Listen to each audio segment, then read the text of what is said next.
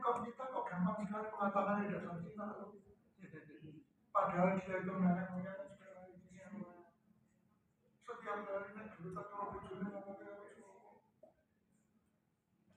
iya kan? Orang sehebat saya Soekarno itu sudah sampai keliling dunia itu, dia itu apa itu main piano, itu satu-satunya orang Indonesia yang mempromosikan budaya Jawa pakai bahasa Jawa itu adalah orang Cina. Kok bolak-balik ada mengatakan ada Cina itu seolah-olah ada sendiri yang Jawa kurang nyompok saja. Kalau begitu beranikah kita mengatakan mereka adalah orang Jawa? Isu yang sama saat sekarang juga sedang muncul bahwa oh itu naturalisasi.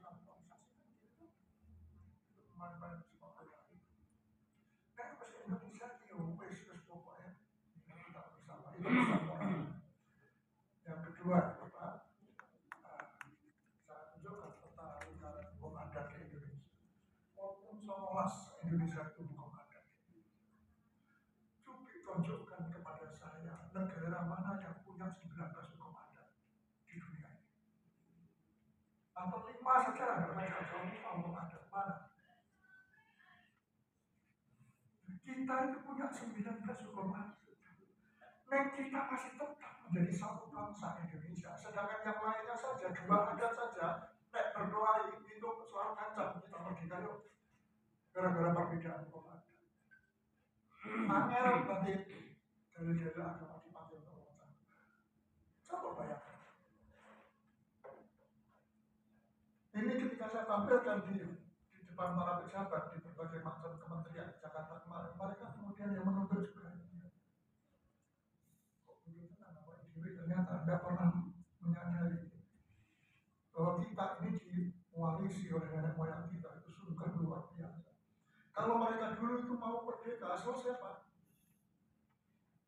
Ini yang hebatnya itu di Indonesia itu seperti itu. Makanya wajar apabila kita itu sering mengatakan kita ini adalah punya agama kita ini sebagaimana yang kita lakukan di sini, yaitu apa? Islam Nusantara, Islam yang hidup di Nusantara. Sekarang tidak hanya Islam, sekarang Hindu juga sedang memperkenalkan Hindu Nusantara. Makanya Hindu yang ada di Bali berbeda secara esensial yang ada di India. Beberapa waktu yang lalu ada tokoh agama India yang sedang berhidup di Hindu melihat praktek-praktek agama Hindu menyalahkan di sana. Ya orang di kampung itu. Mohon maaf kata-kata kasar saya. Ini adalah menunjukkan setiap agama itu tumbuh pasti dibatasi oleh lokalitas. Mungkin kata-kata Gusmus itu perlu juga kita renungkan. Seandainya Rasulullah itu lahirnya di Texas, saya yakin ini Gusmus ini menjadikan itu Rasulullah itu pakainya itu celana jeans. Karena Texas itu terkenal dengan kalbu obuinya. Selalu dipengaruhi lokalitas. Lalu kenapa Pak orang-orang tertentu itu mengharam-haramkan itu Islam Nusantara? Seperti mana yang kita praktekkan. Panjenengan akan kita temukan bukan sama dengan Arab. Saya Pak di Saudi Arabia di Mekah bersama dengan Profesor Azumaki Azra. Saya sholat masuk ke masjid. Saya diizinkan Pak Azumaki disuruh keluar. Mengapa kalau pakai batik? Dianggap tidak Islam. Dan karena Azumaki disuruh pergi, saya nggak suka sholat di situ, sholat hanya gara-gara pakai batik. Dan panjenengan sedaya ini pada tahun 2007 saya menyaksikan sendiri adalah jamaah haji yang maksiat di Allah. Coba bayangkan, dan itu ditempel di tembok-tembok di mana-mana adalah maksiat di Allah yang dilakukan oleh jamaah haji Indonesia. Saya marah saat itu. Kami adalah haji Indonesia. Anda mengatakan apa tanda-tandanya kalau perempuan haji Indonesia itu pakainya ya seperti ini. Kalau di sana kan pakai kok dan sebagainya. Itu yang tidak maksiat yang seperti ini dikatakan maksiat dan soalnya yang bagus ya kita mengikuti.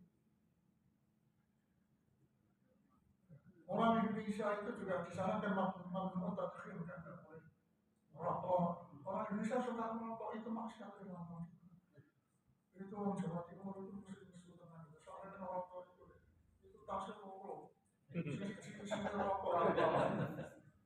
Yang kopernya yang satu sini gambar kalau dijual mana?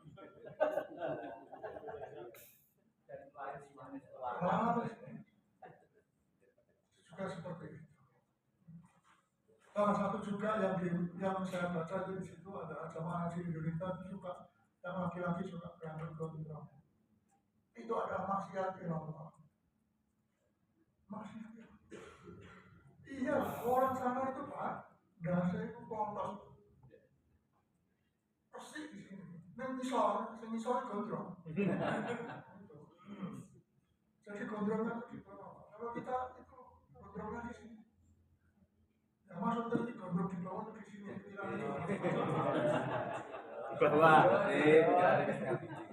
ini yang punya jenggot jangan tersinggung. Itu di situ itu juga dia. Nah kalau satu lokal dibandingkan dengan luar pasti akan berbeda-beda. Makanya saat sekarang terjadi protes, silent protes. Jadi hampir seperti pamer begitu. Orang-orang yang dari Jawa, khususnya dari Solo. Tetapi sayangnya kita beberapa waktu yang lalu kita menemukan kan di Depok sana. Depok tetangganya Jakarta itu kan. Itu kalau kita belanja di toko tertentu kita harus menukar rupiah kita dengan dinar. Nah dengan dinar itu baru boleh dipakai untuk belanja di toko. Kalau di sini nanti dinar, nanti kamu lain lagi, nanti akan lain lagi. Kalau itu dibiarkan.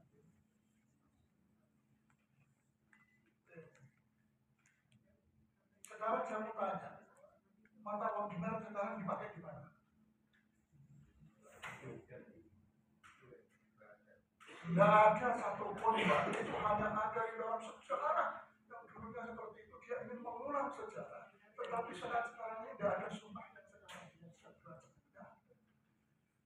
Dan kita mau saja untuk diatur yang semacam itu sama dengan hijab sapi. Ini tidak sapi semua, tidak sapi tidak ada yang sapi. Dengan ukuran data hijab sapi.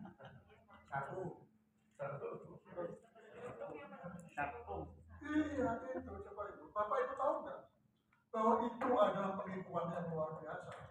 Silakan kalau mau. Kita adu data. Itu bisnis triliunan Pak, dan saya tahu siapa pemiliknya. Tetapi dengan mengatakan ini hijab sakti, itu menjadikan ibu-ibu kan ini kan merasa bersama kan tidak sakti kan secara psikologis atau apa. Ini harus kita perhatikan. Saya ketika sama dengan Pak Profesor Azumati Almarhum, ketika saya di Washington, itu berdiri sebuah rumah mewah di sana. Mas Gun tahu nggak ini rumahnya siapa? Enggak. Ini adalah rumahnya orang Indonesia yang di Indonesia itu jualan kebencian terhadap Amerika dan yang rumahnya mewah, super mewah di Washington DC, di ibu kota Amerika. Dan di Indonesia bisnisnya selain itu juga jualan majalah. Tak perlu saya tunjukkan, tapi kalau saya di depan kelas mahasiswa saya langsung ya Pak majalahnya itu ini. Jualan majalah Pak, dan kebanyakan itu isinya adalah jualan surga, neraka dan sebagainya. Jualannya ada di terminal. Itu ternyata duitnya dipakai untuk membuat rumah yang baik dan di negara yang selama ini dipromosikan kepada kita sebagai negara yang kita tahu. Penipuan. Jadi hati-hati sekarang. Persoalan-persoalan yang semacam itu. Marilah kita beragama dengan benar. Jangan kemudian hanya ikut-ikutan saja, tapi pakai nalar. Karena tidak ada yang beragama yang tidak pakai nalar. Semuanya itu adalah pakai nalar. Apalagi misalnya Anda makan aku kan begitu. Saya tadi sudah bilang pengajiannya adalah pokok. Kemudian apa yang saya hormati, saya lanjutkan. Ini adalah Eropa. Saya lanjutkan di Timur Tengah. Kebetulan saya juga banyak kunjungan di sini itu. Ya saya sudah insya Allah ini bukan pamer begitu, tapi ya saya sampaikan kita kan terakhir kalah kan lawan dunia sepak bola kita. Dunia itu ada 1-0 kan kemarin itu. Tahu nggak? Orang dunia itu baru diberangkatkan oleh Indonesia haji gratis. Saat itu saya masih di Jakarta dan saya sewakan pesawat lagi 2 tahun, 1 tahun 500 orang. Negara itu memang Islam, semuanya Muslim, tetapi miskin. Jadi presidennya itu maupun perdana menterinya nulis surat di presiden RI, pas jatuhnya ke Menteri Agama, enggak, kalau pasti jatuhnya ke saya. Nah, kita berangkat dari itu. Jadi saya sudah banyak sekali memberikan beasiswa kepada anak-anak yang ada di sini untuk belajar Islam Nusantara. Islam Nusantara. Mereka sekali-kali belajar di sini dan mereka akan bangga kalau pulang bisa bahasa Indonesia. Itu. Nah, poin yang di Somalia ini ya Pak, ini di Somalia negara kecil. Kalau Bapak Ibu pernah ke sana ya sampai hari ini saya masih berhubungan dengan duta besarnya. Itu setiap pagi orang jualan uang Pak. Ya, itu apa ya? Yang biasa kita pakai itu yang didorong isinya itu untuk apa itu? Namanya apa sih? Troli ya, troli atau apa yang biasanya untuk pasir. Itu kalau di sana Pak, kalau di Somalia itu isinya duit Pak, dibawa ke pasar.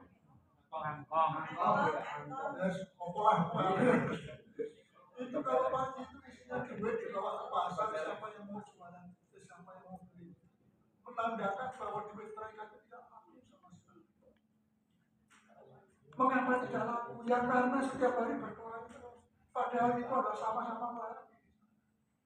100%. Tapi kok bergerak terus? Ya karena apa? Karena Wahabi itu kan meskipun pahamnya sama, memang ya orang memahami itu kan secara berbeda-beda. Itu persoalan. Dan hampir semua negara ini ada. Ketika saya di Qatar, saya mau membelanjakan uang saya, uangnya pakai uang Saudi ditolak. Ketika saya di Saudi pakai uang Qatar sudah ditolak. Dulunya tidak. Bahkan saat sekarang ini sudah saling mengancam bahwa kalau pesawat mulai buat jadi bank. Yang saya heran itu Raja Saudi dan Raja Qatar itu ya kakak beradik juga. Iya. Nah ini misalnya jadi lurahnya jadi lurah di sini, awas kalau itu lewat sini. Coba bayangkan itu. Padahal itu agamanya sama. Lalu apa sebenarnya persoalan? Di Sudan juga seperti itu. Terakhir saya di Sudan itu masih satu, sekarang sudah menjadi dua. Sudan Selatan dan Sudan. Di Yaman juga sangat menyedihkan. Kira-kira dari hal-hal yang semacam ini ya, itu pertanyaannya dalam kasus Eropa dan Arab, mengapa mereka gagal mengelola kebesaran wilayah dan persatuan? Pertanyaannya itu seperti itu. Kira-kira ada yang coba menjawab nggak? Ego, karena apalagi orang yang bersangkutan, ya kenapa kok tidak bersangkutan gitu? Merasa paling benar. Merasa paling benar. Kalau saya Pak, dari setelah perjalanan saya ke sana kemari dan sebagainya itu tinggal di beberapa negara macam itu, simpulan saya kok begini Pak. Ya karena mereka gagal mengelola perbedaan keragaman yang merupakan sunatullah. Seolah-olah mereka itu harus disamakan. Dan pasti akan gagal. Pasti gagal. Benar saja pasti beda. Iya berpadan gitu. Saya penting itu ragam memaksakan kehendak. Ini yang jadi persoalan. Jadi kalau anak kita pemahamannya berbeda, ya wes kamu orang sebenarnya gue apa kalau kamu kalau macammu gue ini perilakumu itu tidak kan harusnya begitu. Itu sesungguhnya. Karena persepsi kita tentang Tuhan itu berbeda-beda. Saya yakin bagi saya Tuhan itu begini, tapi bagi pandangan itu ya pasti ada berbeda. Dan masing-masing. Kan nek gue apa kalau tonggomu itu tidak kecil, kalau tonggomu dan sebagainya. Oh anak yatim ya itu Islam. Lalu kenapa kita harus menyamakan semuanya harus sama seperti itu? Ini yang dari persoalan. Jadi kalau begitu, kira-kira kalau kita ini sebagai pembina rohis, itu apa tujuan kita? Kalau saja, Bapak Ibu tidak harus sama dengan saya. Yaitu apa? Supaya bocah-bocah ini suatu minta belajar. Orang gunanya kalau lihat itu laki-laki. Perbedaan itu untuk dikelola, bukan untuk ditiadakan. Pasti akan gagal. nyatanya negara atas terbuka ketika itu karena berusaha untuk menyatukan. Nah, kembali lagi di sini Pak, Indonesia. Ya kan? Hebat kalau begitu, hebat Indonesia. Dari Sabang hingga Merauke terbang 9 jam. Kita punya jumlah pulau kita 17.504. Endi sing ana kaya kene. Hanya Indonesia yang seperti itu. Hanya Indonesia. Kita punya jumlah suku bangsa 1.140. Mana yang seperti ini? Nyatanya di Eropa itu pecah-pecah menjadi negara-negara kecil hanya karena perbedaan. Jumlah bahasa ada 540. Ini karena apa? Ya lokalitas itu tadi. Jumlah agamanya di Eropa. Siapa yang bisa jawab Indonesia? Nah, kata-kata yang diakui itu harus direvisi. Salah, Indonesia tidak pernah mengakui agama dan atau tidak mengakui. Saya sudah sampaikan ke Kementerian Dalam Negeri. Anda salah membuat undang-undang seperti itu. Kenapa Anda tidak tanya saya sama sekali?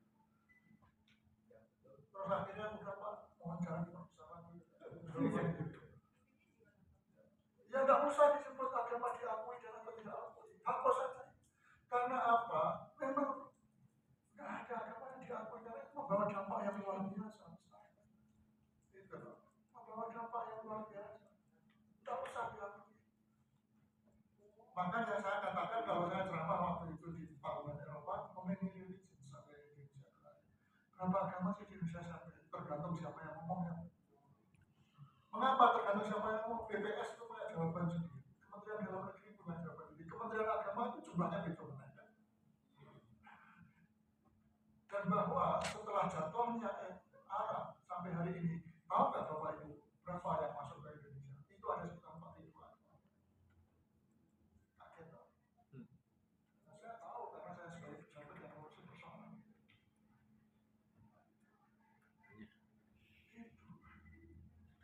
Jadi betapa orang itu, lalu kalau begitu itu sudah beragama itu jajan itu tujuannya potong. Nah kita mengapa harus menyatukan harus begini karena kita memahami agama itu sebagai organisasi agama yang diorganisir. Nah itu banyak sekali tulisan tentang itu. Ini kalau S2 S3 ini susu agama kita akan berdalam itu. Tapi meskipun negara besar yang semacam ini kita masih tetap memiliki satu mata uang yang sama.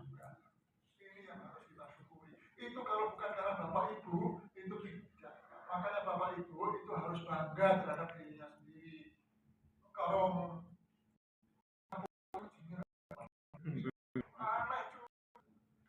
aneh itu bagi saya. Sama orang Eropa itu sama orang Singapura itu. Padahal Singapura itu Pak, negara Singapura itu lebih luas tanah wakaf di Indonesia. Iya kalau saya menangani wakaf seluruhnya di Indonesia, saya tahu jauh lebih luas daripada negara Singapura. Dan Anda tahu 65% uangnya yang belajar di Singapura itu punyanya orang Indonesia. 60% pengumuman itu adalah orang Indonesia. Tetapi mereka hebatnya tidak pernah mengatakan kita sedang dijajah oleh Indonesia. Sedangkan baru ada di Morowali saja beberapa gelintir Cina itu kita katakan kita dijajah oleh Cina di 99 negara. Itu semua adalah persoalan-persoalan politik. Tidak usah dibawa ke dalam pendidikan. Bohong semuanya. Memang ada. Tetapi Bapak Ibu tahu nggak bahwa di Cina sendiri itu yang pemilik perusahaan properti di Cina itu dikuasai oleh Indonesia, orang Indonesia. Dan sekarang anak-anak di Cina, anak-anak SD di Cina itu belajar namaku Tono. Aku sedang pergi ke pasar, di pasar aku bertemu ibuku dan sebagainya. Itu diajarkan bahasa Indonesia. Karena apa? Mereka percaya bahwa kalau Anda ingin menguasai sebuah bangsa, maka mulailah dari menguasai bahasanya. Sedangkan Anda kan tidak mau belajar agama Cina, belajar Cina.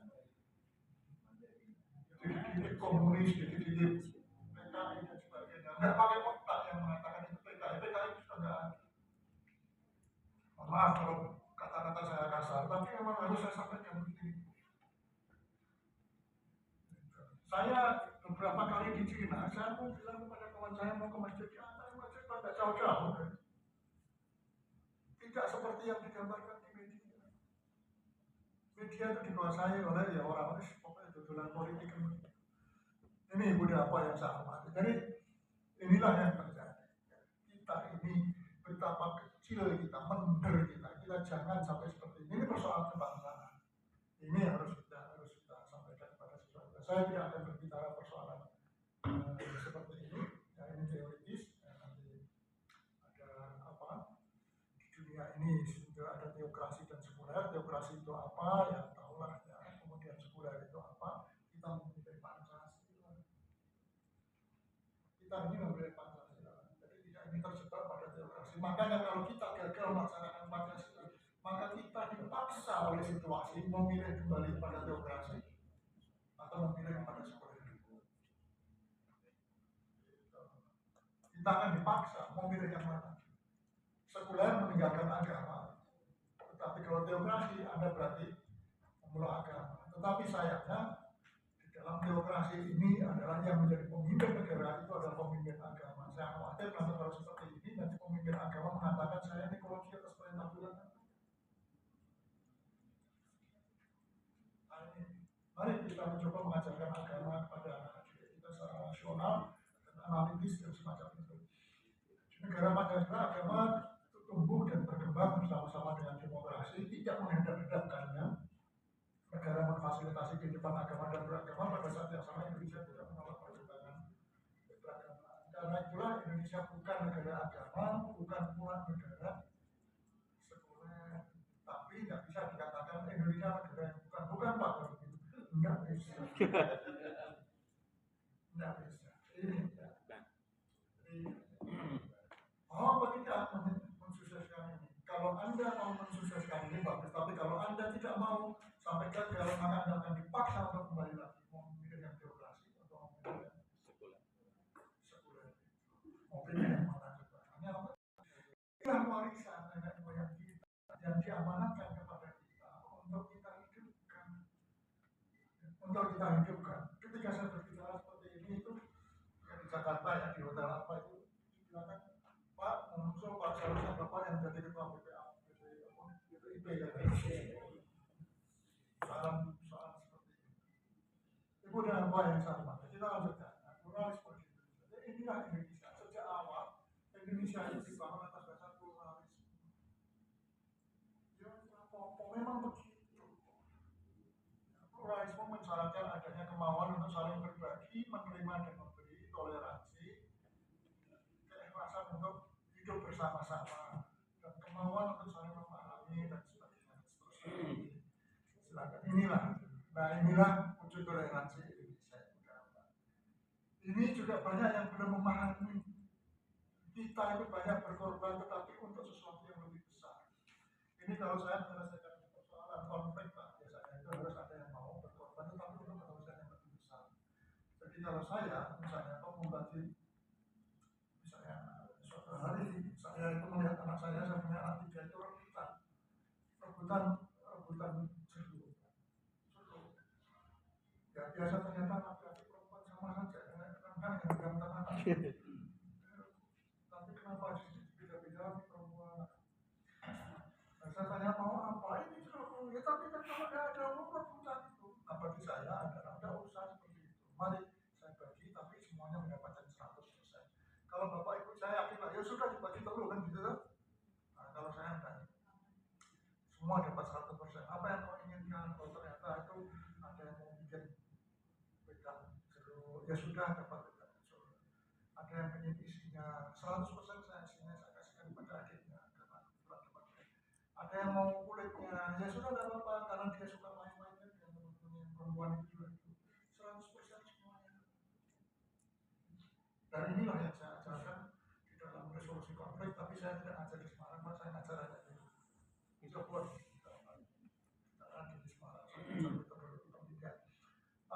Wujud toleransi Indonesia ini loh, Pak. Meskipun suku Jawa itu mayoritas, bangsa Jawa itu tidak menjadi dosa nasional. Tapi di antara kita tidak ada yang mau ini, Iya. iya, menerima kok. Itu kan hebatnya bapak-bapak, ibu-ibu semuanya. Maka di negara yang lainnya itu, awas, bahasa saya dan jadi bahasa nasional, begitu. Iya, loh kok koyong ini kok merasa dirinya tidak hebat, itu gimana? Harusnya sadar bahwa saya ini harus bisa menjadi contoh dunia. Seperti ini. Jadi jujur, suku Jawa tidak menuntut supaya bahasa ini menjadi bahasa nasional. Tidak merasa koyong, tidak pernah disadari. Meski Islam itu mayoritas, hari Minggu liburan itu, hari liburan mingguan itu tetap minggu tidak suka. Dan semuanya juga menerima ikhlas semuanya kok. Ayo, semua sekarang ngomong. Bahkan saat sekarang ini kalau Bapak Ibu pirsa, untuk Saudi Arabia sedang dipertimbangkan, Pak. Bagaimana mengubah hari libur mingguan, batas minggu, batas Jumat. Karena mereka merasa rugi karena apa? Mitra pekerjanya itu kalau mereka mau transaksi pada hari Minggu, mitra kerjanya tutup, sehingga tidak bisa transaksi.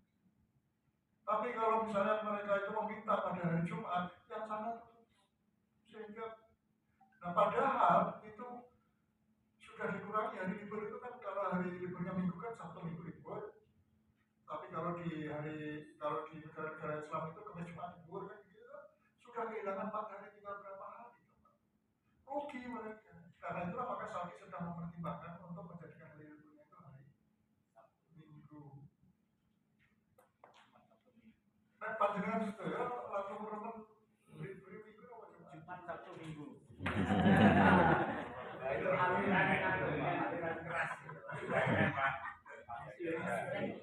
Saling Ekstrim itu, Pak. saling mewadahi itu.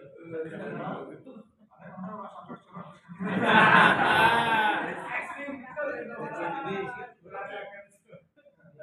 Jadi ini, nah aku sih sebenarnya itu apa harus prediksi sama, masa cuma guyonan depan pengadopsian istilah minggu di tengah-tengah hari, istilah Arab berapa hari, Senin, Selasa, Rabu, Kamis, Jumat, semuanya ini adalah yang biasa kita pahami dan tidak ada yang minta supaya diangkat. Hanya di grup-grup yang tertentu itu juga ada paling. Dan itu Islamisasi atau Arabisasi? Arabisasi. Tapi bagi orang-orang tertentu dianggap Islamisasi. Pembodohan itu yang terjadi.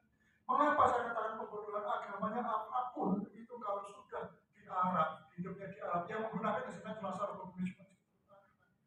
Agamanya apapun. Oh ini kalau kuliah saya tunjukkan termasuk tarian-tariannya, musiknya juga semuanya sama yang kita pakai. Yang kalau kita pakai dangdut di masjid diharamkan, tetapi kalau pakai itu kan pakai itu kan, itu dibolehkan. Itu sukomedi, itu masuk akal kok. Ya karena kalau musiknya Arab di apa katakanlah di katedral di gereja ya pakai itu semuanya sama. Kok pemeroknya diharamkan ini gimana? Mulane aku podo sinau sing oke.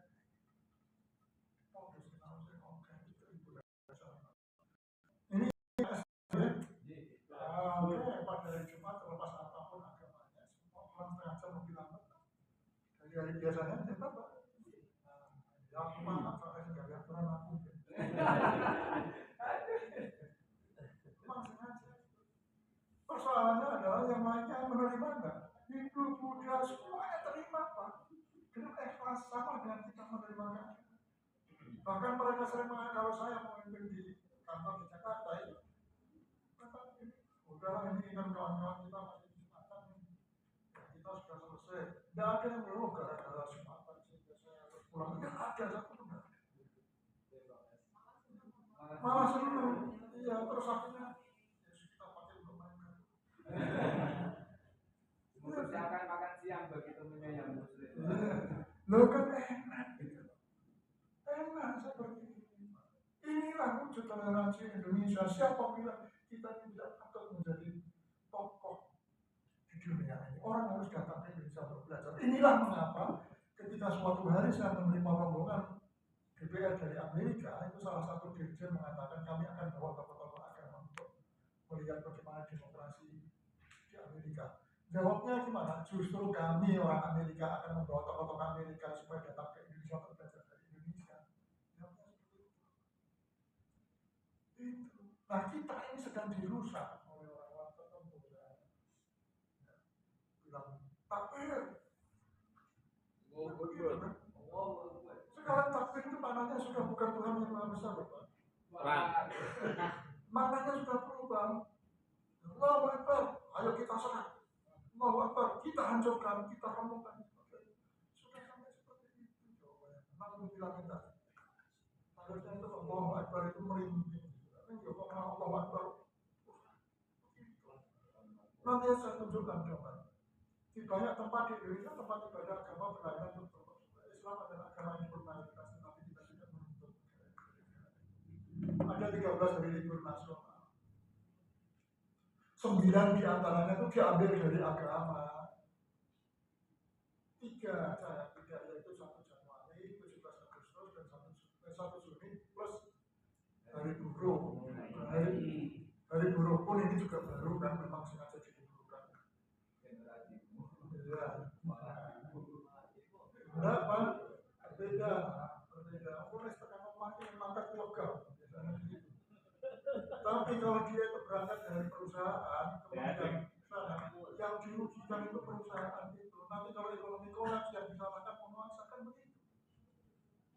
Jadi mohon maaf ini rapatnya di kantor wakil presiden dan saya yang usul supaya diliburkan. Diterima. Kata dunia dia ini belajar dari Indonesia. Inilah wujud toleransi kita. Ini gambar-gambar yang tidak ya begini ini siapa yang saking Kudus itu ya saya lama Pak di Kudus ya saya SMA tamatan SMA sama Kudus dan mulai dari Pondok Benda. Ini adalah gambar di Masjid Menara Kudus. Ini tempat saya ngantuk dulu Pak. Ketika saya di sana itu ternyata sudah dipakai oleh kantor santri ini jadi langsung jadi profesor. Jadi sebelum ngaji waktu sholat subuh itu kan ngaji tafsir dulu itu ya lain kan. Saya nunggu itu kantornya masih ingat saya. Nah poinnya bukan itu, tapi poinnya di dalam masjid itu ada ini bukan gapura Pak, tapi ini tembok, tapi tembok ini jelas-jelasnya ada tembok ini. Wes, dihampir. Itu luar biasa kan. Orang Kudus Kulon itu nyembelih sapi pada saat korban. Itu hanya tahun-tahun sekarang. Dulu nggak ada menghormati udah. Ono lagi satenya sate kebo. Nggak ada sapi, nggak ada. Itu karena penghormatan, saling menghormati. Ini coba lihat Menara Kudus. Menara ini jelas kok, bukan bangunan keislaman kan. Khas Hindu. Mulanya masjid-masjid kita, tempat ibadah kita. Masjid itu kan tempat suci. Itu adalah itu elemen Gusti. Orang usah syukur ini adalah ciri khas yang bunter ini adalah ini sudah perkembangan ciri khas. Dari apa sih salahnya kalau kita saling memberi itu tidak ada masalah. Masjid dan gereja berdampingan juga tidak ada masalah. Bangunan Cina di sini tertulis ini santri Islam dan santri Hindu. Bangunan di orang Romo. Inilah yang saya herankan ya. Jadi kita itu pengajaran kita supaya disampaikan kepada anak kita. Saya adalah orang yang ditugasi oleh Menteri untuk membuat rancangan undang-undang perlindungan umat beragama, tapi sampai hari ini nggak selesai. Karena secara politis itu amat sangat sensitif. Itu Pak, salah satu diskusi yang nggak selesai itu adalah ketika ingin membahas tentang makam. di kota itu makam sudah dipampling-pampling, Pak. Ini makamnya Islam, ini ya ini itu gitu. Mulai panjenengan kondur panjang wonten dusun masing-masing. Apa ada di sana? Tidak ada kan? Semuanya masih bertetangga. Mereka berdoa enggak, Pak? Enggak. Aman. Enggak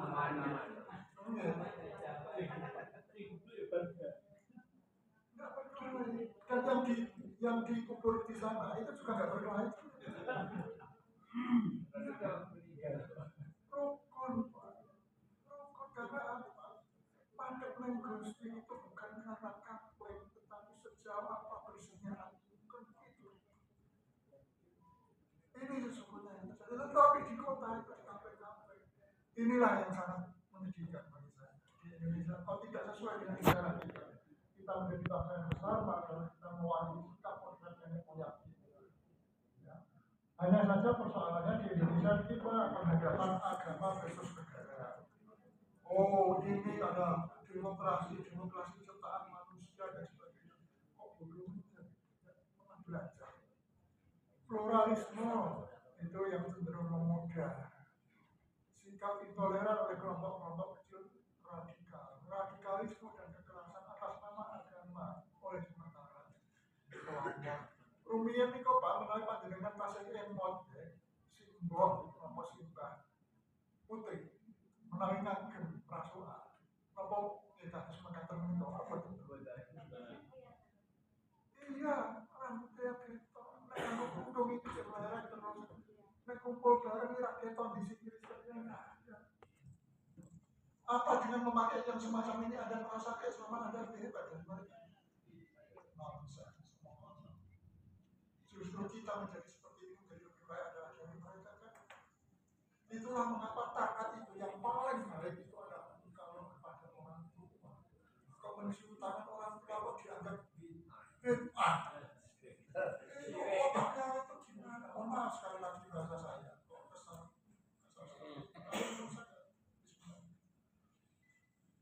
moderasi beragama, komitmen kebangsaan, toleransi. Nah ini gambarnya Pak. Gambar-gambar yang semacam ini mau sengaja saya tampilkan. Saya memang agak ekstrim. Sing disalah-salah itu kira-kira sopo. Mesti wong sing nganggo pakaian sing beda karo pakaian Arab. Kebetulan yang saya ambil di sini ada orang yang pakai belangkon, pakai sorjan dan sebagainya. Kafir, murtad, ahli neraka dan seterusnya. Hanya gara-gara makanya sekarang ini di Masjid Nabawi orang kemudian sama-sama protes itu memakai itu. Nggak ngerti saya. Ya yang nyala-nyalakin ya kurang lebih yang gondrong besar mau. Pakaiannya yang pakaiannya seperti itu bukan pakaian tradisi. Bukan pakaian tradisi. Saya nggak terima kalau seperti itu. Dakwah saja kok ya kalau ngacung-ngacungin pakai kira-kira itu piye. Kalau geger-geger motor, nggak usah kalau ketika itu terjadi, kira-kira yang jadi korban itu siapa? Adalah mereka yang Gusti Allah ya sami. Nabi ya podo ditarik podo toh. Kok iso suwes toh, wis cukup. Yang jadi korban itu yang mereka sudah banyak ojo dibareni wis cukup. Ini kembali lagi yang pakai tadi. Nah, berapa waktu yang lalu ada isu yang rame ya kan? Persoalan bagaimana sih kita mau berlebihan di dalam perilaku. Nah, dulu itu kalau kita sholat itu selalu mempertimbangkan speaker itu diadakan pada empat arah, ya, selatan, utara, timur, barat. Itu ada 4 penyimpan.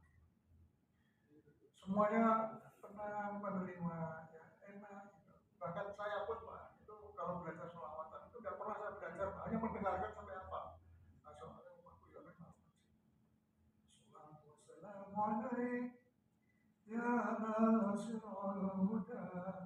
Itu sampai hafal saya, sampai hari ini juga hafal, tapi saya nggak pernah membaca.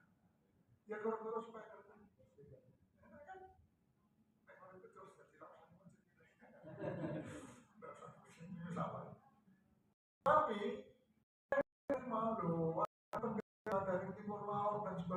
tambahin meneh kowe. Ini dipanungin Jakarta Pak. Ono sing lagi. Oh, takut saya. Kira-kira yang semacam ini itu menurut pandangan saya merupakan mulai rumah di Jakarta semakin hari semakin sulit untuk dijual kalau rumahnya itu dekat masjid. Saya salah satunya. Saya ditawari ke masjid, kenapa jangan dekat kantor itu terus. Saya datangi ternyata itu batas masjid dan sebagainya menghadap ke rumah saya balik kanan. Boleh saya mau dimarahi juga mau, tapi itulah yang gitu. Saya dulu waktu direktur pasar sarjana itu asli juara itu Profesor Ismawan. Itu adalah ketua muslimat sekolah. Murid-murid juga, oh mungkin mau tahu. Ternyata itu adalah manusiawi. Maka mari kita mencoba untuk sensitivitas masyarakat. Kita pertimbangkan dalam perilaku kita. Ini hasil penelitian saya. Ya, ternyata 82,5% itu percaya bahwa janganlah aku berpikir itu berlebihan. Karena itu hanya ada di Indonesia, tidak ada di negara yang lain. Saya sudah putar kemana-mana ya. Di Maroko tidak terjadi,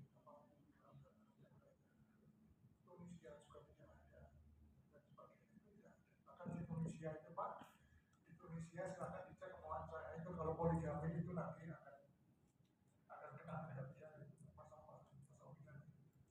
Padahal mereka mengatakan negara Islam. Beda kan Islam hukum itu yang semacam itu. Bahkan kalau kita mau jujur saja, coba panjenengan cek lurus ke pembuatan satu tindakan sah secara agama nenek dilakoni itu diumpet ke oponi. Sah menurut aku nenek dilakoni itu diumpet ke oponi. Poligami. Itu artinya apa? Itu kalau mahasiswa saya paksa untuk analisis itu. Jadi itu sah kok, tetapi yang ngomong poligami kok ya diumpet ke. Saya kenapa mau ketahuan? Itu pertanyaannya. Ada tabrakan,